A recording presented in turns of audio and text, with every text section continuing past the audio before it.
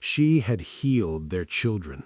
She had stitched their wounds with her own hands. She had prayed over their sick and held the hands of their dying. And on the coldest night of the year, those same people dragged her into the snow and told her to disappear or burn. She chose the snow, but the snow nearly finished what the mob started. This is the story of a woman stripped of everything, her home, her husband, her name, and what happened when one stranger chose to stand between her and the cold. Because sometimes the people who save you are the ones the world abandoned too. And sometimes the only way to survive is to become something the storm itself cannot break. Her name was Valora Finch, and before they called her a witch, they called her a blessing. She lived in the town of Bellwick, a small and quiet place where winters came hard and stayed long. Valora was a healer, not the kind who worked in grand buildings with expensive tools, but the kind who knocked on your door at midnight when your child stopped breathing. The kind who walked miles through mud to reach a farmer whose leg had gone wrong. She knew plants the way others knew prayers. She knew which roots eased pain, which leaves slowed bleeding, which teas broke a fever before it could take a life. The townspeople did not fully understand what she did, but they came to her when nothing else worked. And things usually worked. She was married to Samuel Finch, a quiet and steady man who loved her without reservation. He was not a man of many words, but he showed his devotion in small, constant ways, in the way he kept the fire burning without being asked, in the way he walked beside her through the village without looking away when people stared. Samuel believed in Valora, even on the days she did not believe in herself. For a long while, life held a kind of peace. Then the winter turned cruel, and fear, as it always does, went looking for someone to blame. 3 children died that winter. 3 small graves dug into frozen ground, while their mothers wept and their fathers stared at the sky with hollow eyes. Grief is one of the most human things there is, but grief shared without answers has a way of curdling into something dangerous.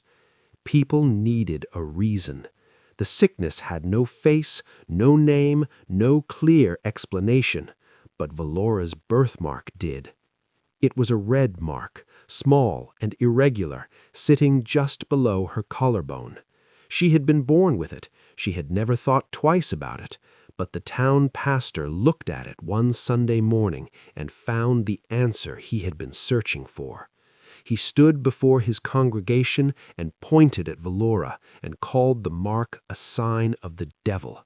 He said her plants were not medicine. He said her healing was something darker. He said the 3 children had not died of sickness. He said they had been taken. And the town, drowning in grief and fear, believed him. What happened next was swift and merciless. Faces she had known her whole life changed overnight. Men she had nursed back from the edge of death would not look at her. Women who had held her hand in gratitude now crossed the road when they saw her coming. The warmth they had given her so freely was replaced by a silence so cold it had its own weight. Then, one evening, a crowd gathered outside her door. Samuel stood on the steps and faced them with a quiet courage that made Valora's chest ache. He spoke to them calmly, reasonably, reminding them of everything she had done. He named each child she had helped bring into the world. He described wounds he had watched her heal. He asked them to think. He asked them to remember. They answered him with fists. They beat Samuel until he could barely stand. Then the pastor stepped forward and gave Valora and her husband a choice. Leave Bellwick forever, leave that same night, or face fire by morning. There was no third option. There was no appeal, there was no mercy in those familiar faces, only the thin, hard look of people who had already decided. That night, Valora helped Samuel to his feet, and they walked into the dark together. No food, no supplies, only the clothes on their backs and a small silver pendant Valora had hidden quickly beneath her collar, a gift from her grandmother, the only thing she managed to save. The snow fell around them as they walked, and kept falling. Valora would later lose count of how many miles they covered before Samuel could not take another step. He never complained, he never asked her to slow down, he simply grew quieter, and then quieter still, until the only sound he made was the sound of his breathing, shallow, labored, far too slow. She dragged him into an abandoned barn at the far edge of a wilderness field. It was broken and leaning, forgotten by the world, barely standing against the wind. She laid him down in the hay and held him through the night and spoke to him about spring. She talked about the garden they would plant when this was over. She talked about the house they would find somewhere that did not know their names. Samuel smiled, and then he was still. Valora sat with him until the cold forced her to move. She buried him as best she could in the frozen earth nearby, her fingers bleeding as she dug. She carved his name into a piece of wood and pressed it into the ground, and then she went back into the barn, and she did not leave. Days passed. She lost count of them. She began scratching marks on the wall, one for each day she survived. When she reached 32 marks, she was no longer sure survival was the right word for it. She had not eaten in days. Her hands shook without stopping. The cold had moved past her skin and settled somewhere deeper, in her bones, in the quiet place behind her eyes. She lay in the hay and listened to the wind scream across the fields, and wondered, in the dim part of her mind that was still thinking clearly, if this was simply how it ended. She was wrong. The barn door slammed open without warning. Cold air and darkness rushed in together. Valora pressed herself against the wall, her heart pounding so hard it hurt. A massive shadow filled the doorway. For one terrible moment, she was certain the mob had found her, that they had followed her all the way out here to finish what they started. Then the shadow spoke. "Who's there?" The voice was deep and rough, like the sound of an axe splitting wood. "This is private land." Valora could barely form words. Her throat was tight with fear and cold and the long, quiet weeks of having no one to speak to. But she managed two. "Please," she whispered, "I have nowhere else to go." The stranger stepped inside and pulled the door shut behind him. As her eyes adjusted to the dim light, she saw him clearly for the first time. He was a large man, broad-shouldered and built from years of hard labor. A thick, dark beard covered his jaw. Snow clung to his heavy coat. He carried an axe over one shoulder, which he set down slowly when he saw her, the way a person sets something down when they suddenly realize the situation is different from what they expected. He looked at her for a long moment, her hollow cheeks, her shaking hands, the torn coat that was doing nothing at all. "You're from Bellwick," he said. The name landed like a stone. "Not anymore," she replied. Something shifted in his expression. He reached into his coat without speaking and pulled out a small cloth bundle. When he opened it, the smell reached her before her eyes did. Warm bread, cheese, the kind of simple, ordinary food she had not seen in so long that it felt like something from another life. "When did you last eat?" he asked. She could not remember. "It doesn't matter," she said. "It does to me," he replied. "Eat."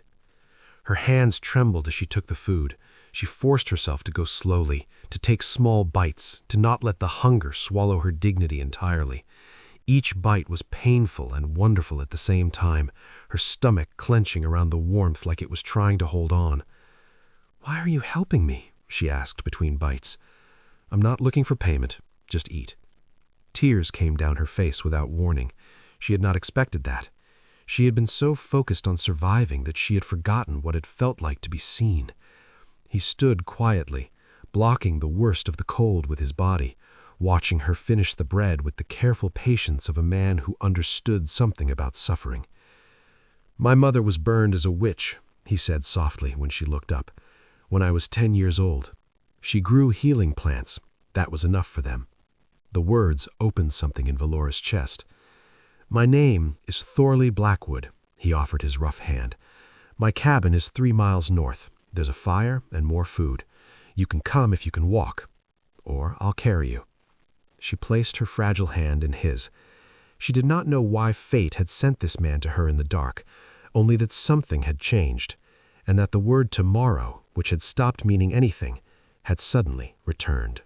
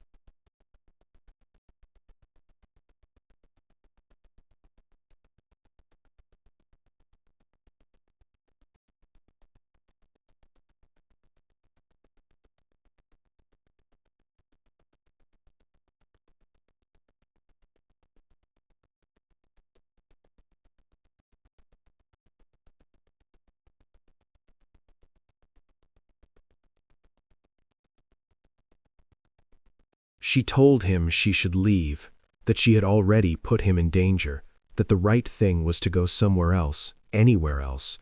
He stepped between her and the door without raising his voice. "And go where? You won't survive the night." He looked at her steadily. "And I won't throw you back into the cold." They left at first light, traveling north through forests so dense that the sky nearly disappeared above them. Thorley moved through the trees with quiet confidence, reading the land the way other men read books. He caught rabbits with practiced ease and shared everything without keeping score. He did not ask her for gratitude. He did not remind her what he had risked. He simply moved forward, and she followed. He was taking her to his mother's people, a community hidden in a sheltered valley deep in the forest. People who knew what it meant to be feared by the world outside. People who had built their life in the places others refused to go. When they arrived at the edge of the camp, armed men stepped from the trees. Thorley spoke to them in a language Valora didn't know, his voice low and even. After a long, tense moment, the weapons lowered. They were brought before an elderly woman with silver braids and a gaze that felt like it could weigh the truth of a person. She was Thorley's grandmother. She studied Valora the way you study someone you are deciding about. Then she asked, through Thorley's translation, what burden Valora carried. Valora answered honestly. She said she was called a witch because she tried to heal. She said she lost her home, her husband, and nearly her life because of fear. She said she did not fully understand what she had done to deserve any of it, only that she was still here, still breathing, and that she did not intend to stop. The old woman listened, and then she laughed, not cruelly, but warmly, the laugh of someone who has heard this story before and finds something both sad and deeply familiar in it. She spoke. Thorley translated. She says only foolish people fear healers. You may stay. That night, Valora slept among strangers who did not hate her, and for the first time since Samuel died, her dreams were not filled with snow and hunger.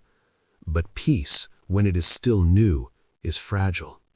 2 days later, Thorley returned from hunting with a look she had already learned to read, the kind of look that means the outside world has arrived at your door again.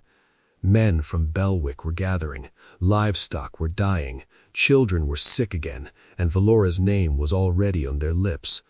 She felt the fear rise in her chest. She recognized it, the same fear that had nearly broken her in the barn, that had followed her through the snow and into the cellar. But it did not take over, not this time. "Then I need to face them," she said. Thorley stared at her. "They won't listen." "They will if children are at risk," she replied, "and I can prove it." She had seen it before the mob ever chased her from Bellwick. The signs had been there, the animals near the creek falling sick first, the children who drank the most water getting the worst of it. The timing not matched the seasons, but the upstream mining camp that had been digging and dumping waste into the water for months. Mercury poisoning. It looked like a curse because it behaved like one, spreading invisibly, striking the weakest first. She had tried to tell them. They had not wanted to hear it. Now she would try again. Torches appeared at the edge of the forest. Rain had started to fall, hissing against the flame, but the men came forward anyway, ropes on their shoulders, rage in their eyes, and behind all that rage, though she knew they would not show it, something that looked very much like fear. Thorley stood at the front of the clearing, his expression hard and watchful. The people of the camp gathered behind him, quiet and solid as the trees at their backs. Valora stepped forward beside him. "I will speak," she said clearly. Shouts answered her, accusations flying like rocks through the rain. Silas Pewitt pushed to the front, his face red with fury. "You've cursed our town. Our cattle are dying. Our children are sick again." "No," Valora said. Her voice was calm. "Your water has been poisoned." Laughter broke out, the sharp, mocking kind that men use when they are afraid of being wrong. The mining camp upstream has been dumping waste into the creek. Mercury. It sickens the animals first, then the people. It killed your children last winter, not me." A murmur moved through the crowd. Doubt is quieter than anger, but it spreads just as fast. The town pastor stepped forward slowly. He looked older than she remembered, tired. "If this is true," he said carefully, "how do we know?" "Test the water," Valora answered. "Stop drinking from the creek. Use the East Spring. You will see the sickness begin to fade." A man near the back spoke up in a low, uncertain voice. "The symptoms fit." Silas lunged forward in fury, but before he could reach her, a half-starved dog burst from the edge of the camp, a dog Valora had once healed months ago before all of this began. It leapt forward and bit Silas hard on the leg, sending him crashing into the mud. For one suspended moment, everything stopped. Then chaos. Men shouting, torches falling, the tight wall of rage beginning to crumble from the inside. "Enough!" The pastor's voice cut through the noise. "We will test the water." By dawn, sick children lay inside Thorley's cabin. The same place that had hidden Valora in fear now held her in purpose. She worked without rest. She brewed teas, mixed remedies, cooled fevers, and spoke calm words to frightened parents who had stood in that clearing just hours before with ropes on their shoulders. She did not say, "I told you." She did not make them feel the weight of what they had done. She simply worked, because that was who she was. That was who she had always been. Thorley stayed beside her through the long night, lifting children, carrying clean water, standing guard so she could focus on the healing. He did not say much, he rarely did, but he was there, steadily, completely, without being asked. Days later, riders returned from the city with documentation. The mining company had been poisoning the creek. Silas Pewitt had taken money to stay quiet.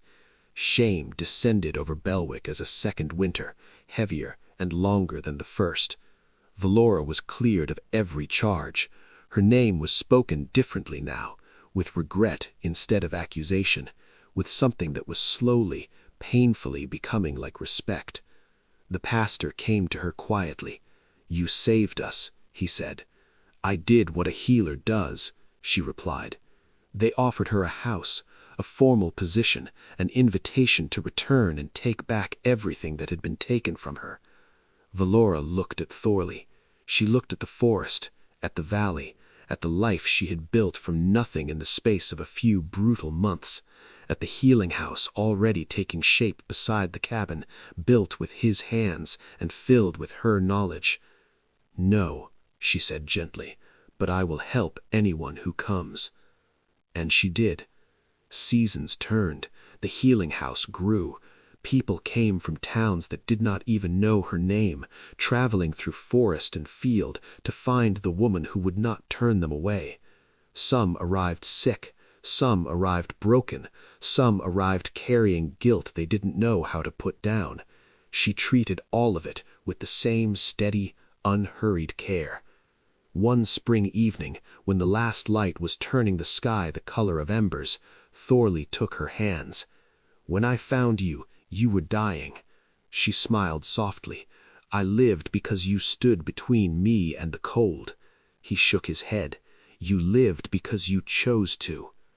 They married beneath the open sky, surrounded by people who once feared her and now trusted her with their lives. She became Valora Blackwood, not by losing herself, but by finding at last where she truly belonged. The town of Bellwick had cast her out into the snow to die, but she had survived, and she had become something the storm itself could not touch. Not just a healer of bodies, but a living proof that fear does not get the final word, that a person stripped of everything can still choose in the darkest and coldest hour to keep breathing, to keep walking, to keep believing that somewhere beyond the next tree line there is warmth. There always is. You just have to survive long enough to find it. The world will sometimes decide it has no use for you. It will take your name, your safety, your people, and leave you in the cold. But your worth was never theirs to take.